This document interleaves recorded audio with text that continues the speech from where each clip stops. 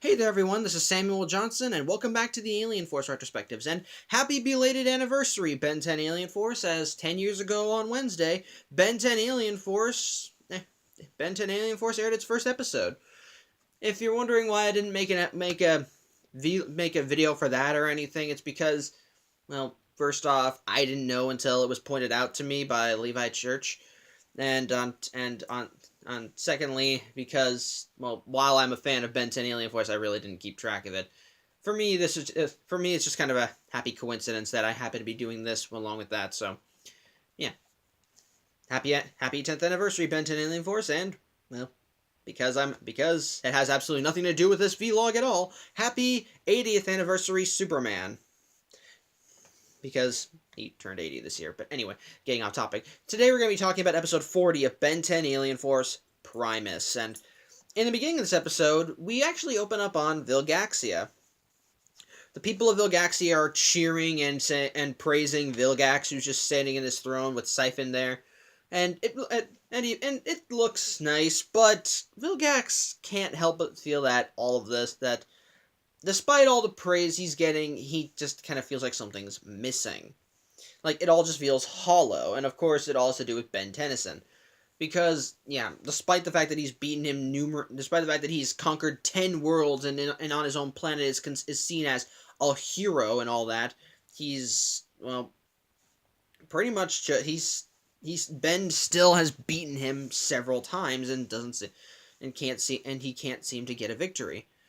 However, as Siphon keeps pointing this out to Vilgax, he says, "Rest assured, I have a way of getting closer. I have a way of defeating him."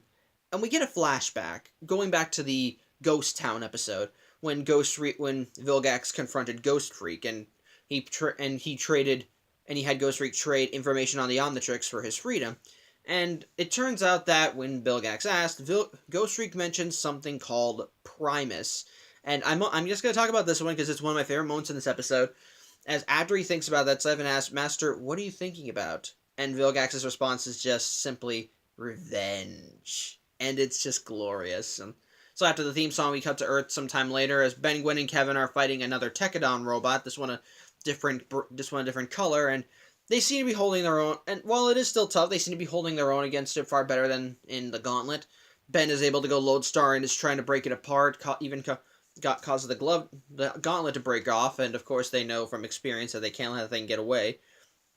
However, just before Ben can totally destroy the Tekadon, the Omnitrix times out, so Gwen is able to save him from getting hurt by the Tekadon, but when Ben tries going alien again, it's not working this time. It's not because it's recharging. No, it's because for some reason it's not letting him transform. Every time he tries to bring up his aliens, the Omnitrix says the function is not available, and even kind of has a little loading circle, and it keeps saying that it has to return to Primus. Of course, the group has no idea what the heck that is, and while Gwen and Kevin are able to take out the Tekadon by ripping off its head, the Omnitrix suddenly activates and starts teleporting Ben in a giant flash of light, and Gwen and Kevin see this and they jump into the light too because they don't want to be left behind. As such, when the light fades, they're gone, and when they reappear on a strange alien planet. It's just a large jungle. There's a large volcano in the distance. There's this green water just kind of going about. And it seems to be populated by all these flying metal bugs that seem to be taking in some of the water and flying around. The group's wondering what's going on, and that this probably has something to do with Primus, and they assume it's a person, and they're wondering, well, maybe we want to know why the Omnitrix is searching for it. But before they can get any further, they're suddenly attacked by the bugs who keep swooping in and are trying to take the Omnitrix. Gwen is able to put up a shield, but then as they get close, the Omnitrix suddenly activates and begins scanning them.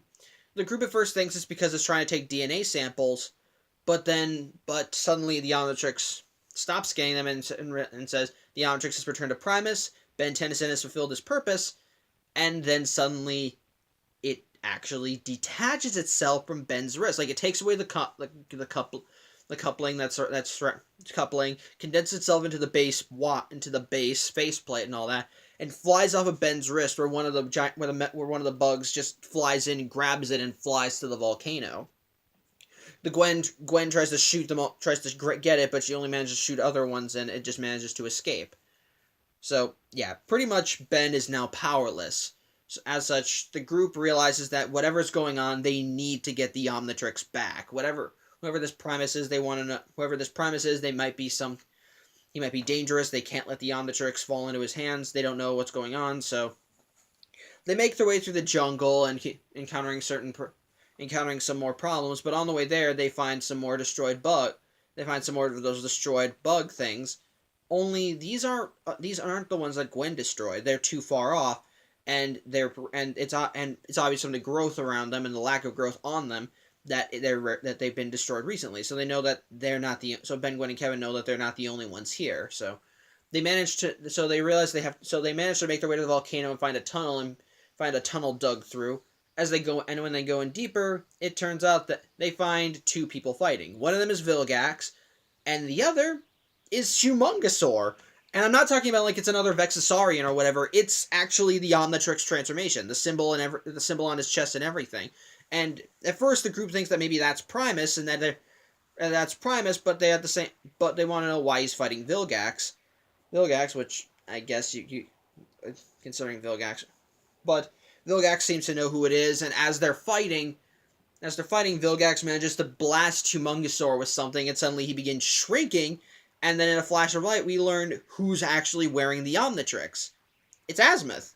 Which I actually kind of like. The Omnitrix is just kind of wrapped around his stomach because I think that's kind of cute. And they realize, oh, of course that could be Azimuth. The Omnitrix said it was returning to its creator.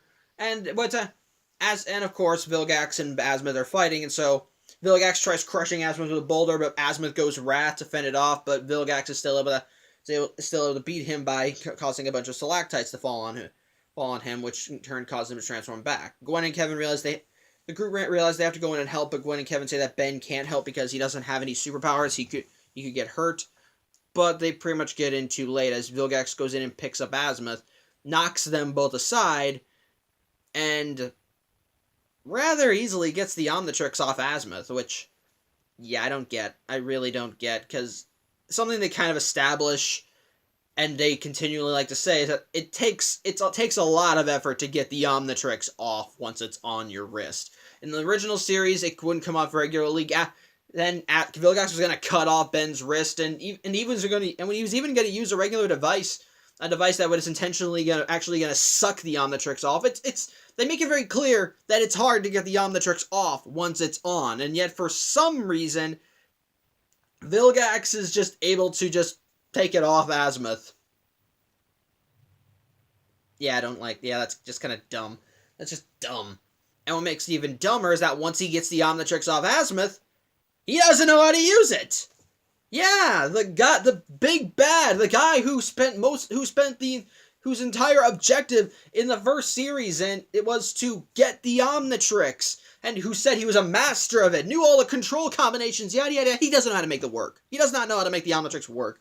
And I know that Dre McDuffie said, oh, it's because they're recalibrated. The controls are different. Well, I don't believe that. What's the thing? It's not very hard to understand. I mean, the codes, I'm sure the codes are still the same when it comes to the Omnitrix. Like, despite the different designs, I bet if you could turn it one way or go another, it would still count as a code, and it would still count as a code and how to use it. But it would still count as a code and how to use the Omnitrix, which I think would still count. But again, even if you're not using the codes, it's just simple. Pop the disc up, twist it till you find the guy you want, and slap it back down. And for some reason, Vilgax is just struggling to make it work, and it's just, I don't know, it's dumb. It's just kind of dumb. Just really dumb. So, but either way, Vilgax tries getting Azimuth to tell him how the Omnitrix works, and Azimuth says no, he's not going to, and Vilgax throws him away. Ben goes to get him, but Azimuth tells him that he needs to get out of here. He's not the wielder of the Omnitrix anymore. This isn't his responsibility. And Ben, of course, says, well, we can't let Vilgax have the Omnitrix. And while Azimuth does agree with him, he's more willing to run because, again, Vilgax doesn't know how the Omnitrix works, so odds are he won't be able to use it. Ben, of course, Ben almost does agree with him, but it turns out that Vilgax has captured Gwen and Kevin, and he's already made the deduction that if they're here, odds are Ben is too. And so he calls out and says that if Ben wants Gwen and Kevin back alive, then he'll come out and face him, which Ben does, and all three are captured, with Gwen and Kevin wearing these inhibitor bands that keep them from using their powers. Sorry, gonna do that. Okay. Anyway, so Vilgax continues threatening the three, telling them that if they want to use the telling them that if they don't comply, he'll feed them to the codon stream, and of course they have no idea what that is. And he opens up a slab of the floor that reveals this green lava that's flowing through, and just kind of leaves them alone. And Azimuth comes out, and he's perfectly willing to sacrifice them, which I almost thought was out of character, but then I remembered that Azimuth can kind of be an ass, so yeah, pretty much. Yeah, he's willing. But anyway, they pretty much this is where we finally get some explanation on what's going on, and I'm not gonna lie, this is actually really interesting lore for the episode, as Ben asks, "What can Primus help us?" and we learn what Primus is. It's not a person; it's the planet they're on. It turns out that Primus is where all the DNA in the Omnitrix is stored. The codon stream, the lava that they're being held over, is where every DNA signature in the Omnitrix is stored.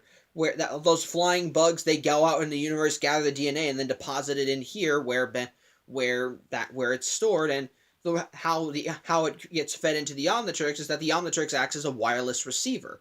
It sends out a signal to Primus, and Primus sends that signal back into the Omnitrix, allowing whoever wields it to tap into the alien DNA that's on Primus. And pretty much without Primus, the Omnitrix would pretty much just be useless. And I actually kind of find that interesting lore, that the Omnitrix is not where the DNA is stored. Admittedly, it did kind of get on my nerves a little, but I do kind of find it interesting. I like seeing more, and I do like it because something that Alien Force has been lacking, and not completely, is that it doesn't really explain a lot about the Omnitrix as much. Like in the first season, like the first series, one of the continuing themes was that Ben didn't know how to use it, and he was just learning more and more how it worked. Whereas in here, the last time we saw something new from the Omnitrix was the DNA restoration function. So yeah, I kind of like this. It is interesting. But of course, Vilgax overheard that, and he tells Azimuth that if he won't tell him how the Omnitrix works, he'll destroy Primus, which, in my opinion, is a little dumb, because without Primus, the Omnitrix won't work. And even though, so I don't know, maybe it's a mindset of, if I can't have it, no one can. Blah blah. I don't know. It's stupid. I don't like it. However, Ben says that no, he'll comply. He'll tell Vilgax how to work the Omnitrix if he lets his friends go, and Vilgax concedes, but he makes a caveat of he'll let everyone else go, but Ben has to die. Ben seems to concede, and Vilgax frees him from his shackles, and Ben does keep his end of the bargain, as he says, oh, you have to turn, when you hit these switches, you have to turn, when you turn the dial, you have to be pushing in on these things at the same time. Which, yeah, pretty much just press the buttons and it pops up. It's just rather simple. It's just rather simple. I don't get it. Seriously, he knew more about the Omnitrix. Why is he suddenly dumbfounded on that? But either way, Ben is able to turn Vilgax into goop, and Vilgax seems to get a rush from using it. But turns out there's a reason Ben complied in the first place, as Ben jumps and makes a grab for Goop's anti-gravity disc and turns it off, just turning Vilgax into a pile of sludge on the ground. He can't do anything. And so while Vilgax is on the ground, Ben grabs the Omnitrix symbol and rips it off, and Vilgax returns to normal, and somehow it's back on Ben's wrist again. I still find it debatable that the Omnitrix can be easily removed from Goop, of all people.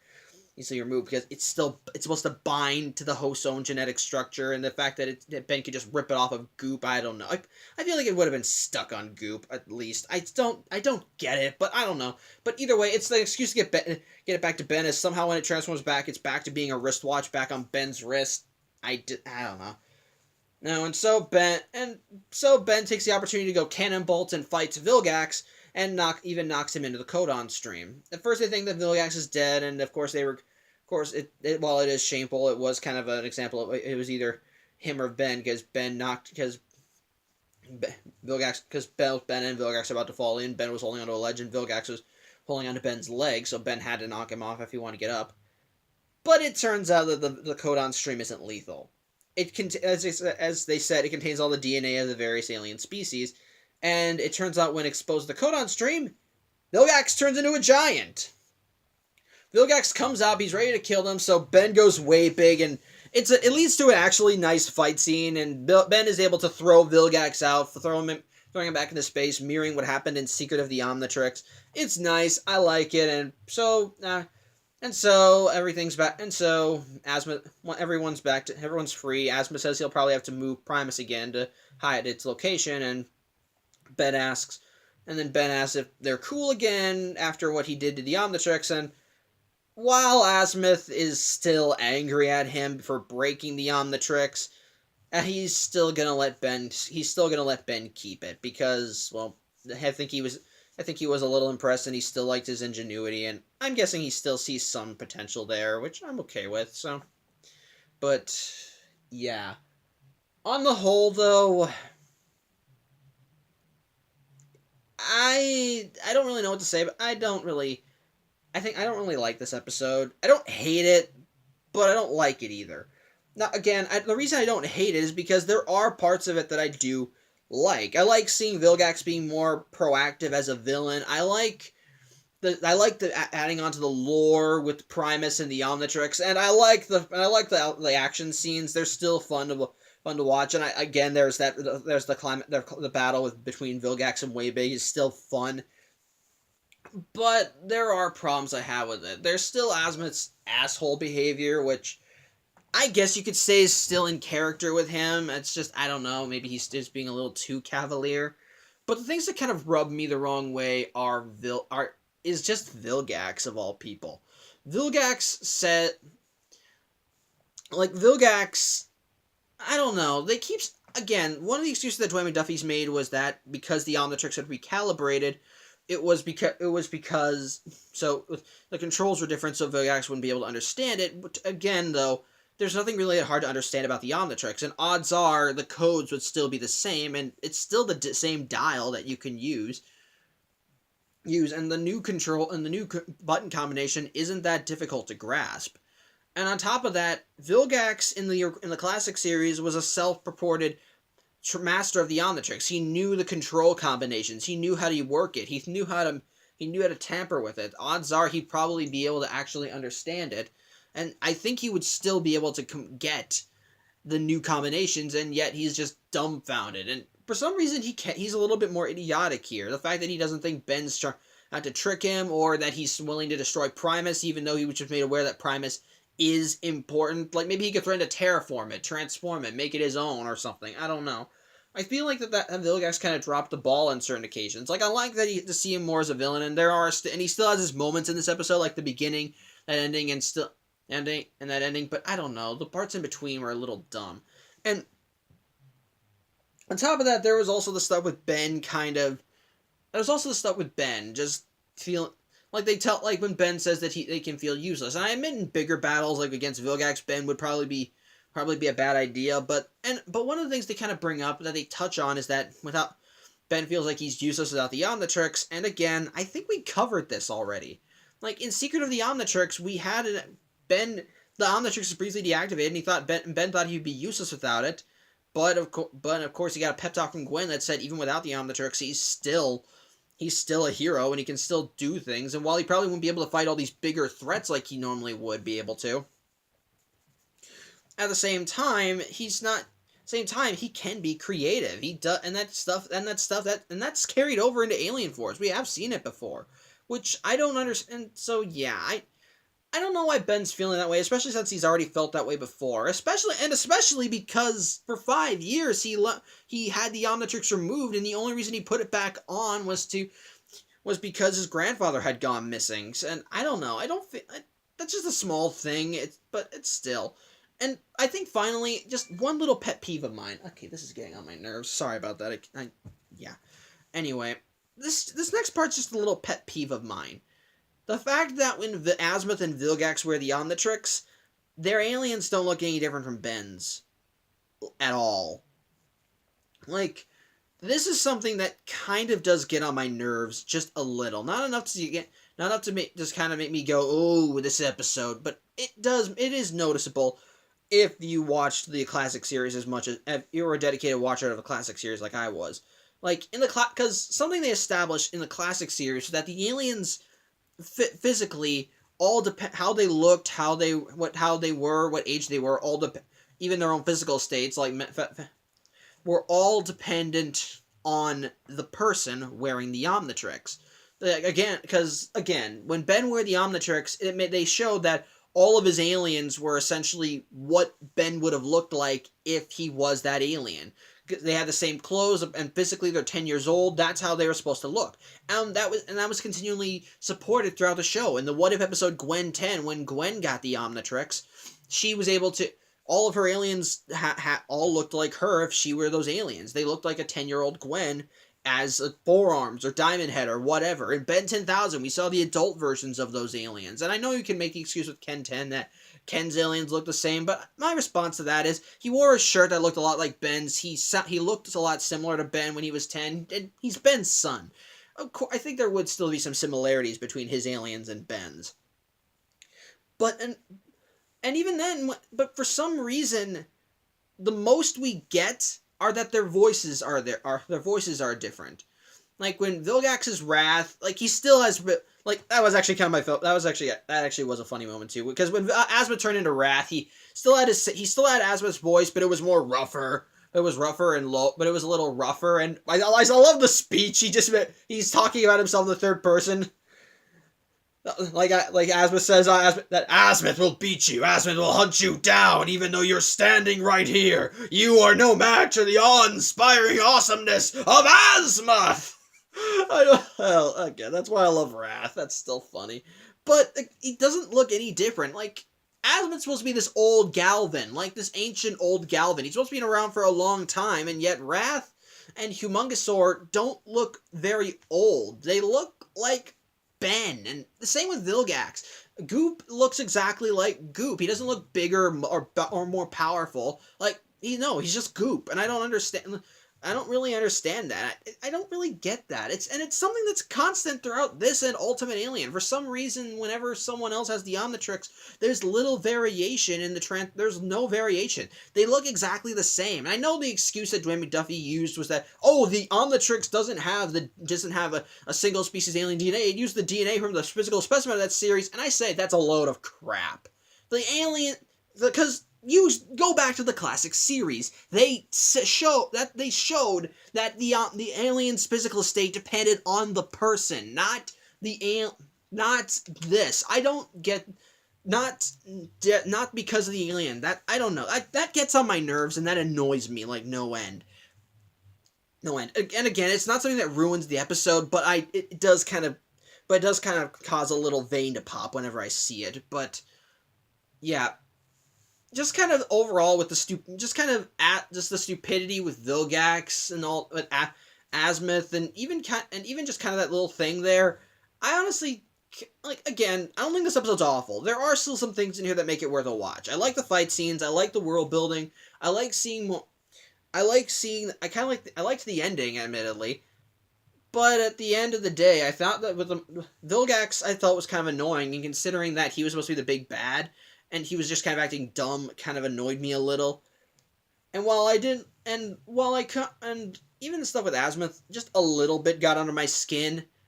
Just, I don't know. And I know that when I say it out loud, it doesn't feel like that there's more. It sounds like there's more good than bad in this episode, but I don't know. But considering that Vilgax was the big bad, and he's making these dumber decisions, that he's just kind of being that way, that got under my skin a little. And as such, yeah, I don't really like this episode. I don't hate it. It's not on my, one of the worst episodes ever, but at the same time, it's not exactly one I'd rewatch. It's not exactly one that I'd go back to that many times, so yeah. That's pretty much it. Thank you for watching. I'm Samuel Johnson, and I'll see you next week. Take care.